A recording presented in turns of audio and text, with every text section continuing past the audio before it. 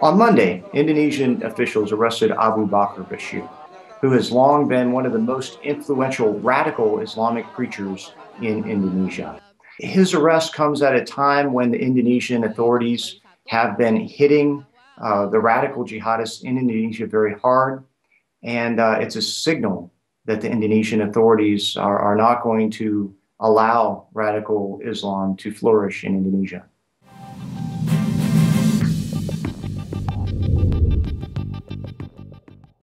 Bashir is a very significant figure in radical Islam in Indonesia. Everyone's known for a long time now that he has been one of the major figures in propagating the jihadist ideology in the archipelago. He's been involved with fundraising. He's been involved in setting up terrorist training camps in the islands, but it's hard to prove it in a court of law.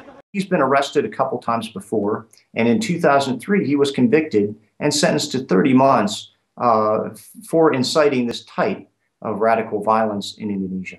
One of the things that we've seen in Indonesia is that there's been a lot of semantics going on as far as these groups and renaming groups and things like that.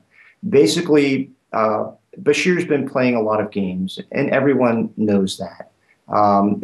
They realize that at its core, this is the same group of individuals that's propagating the same type of violence. And really, whatever name they use, it's really the same animal.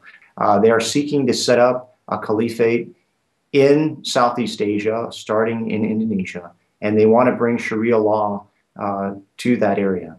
The Indonesian government has done a very good job at hunting down these radicals, people like Noordin Top, people like Dolmatin, who have been killed in shootouts. They've arrested several of them in recent days. And so they've done a very good job of rounding these people up. And more importantly, is that jihadism as an ideology really hasn't taken off in Indonesia in any measurable way. The group of people who hold to this ideology is still relatively small. There are a lot of places where these individuals can train, where they can hide out from the authorities who are chasing them down. Because of this, it's going to be very hard to root out these militants physically. And this, again, places the emphasis on the ideological war.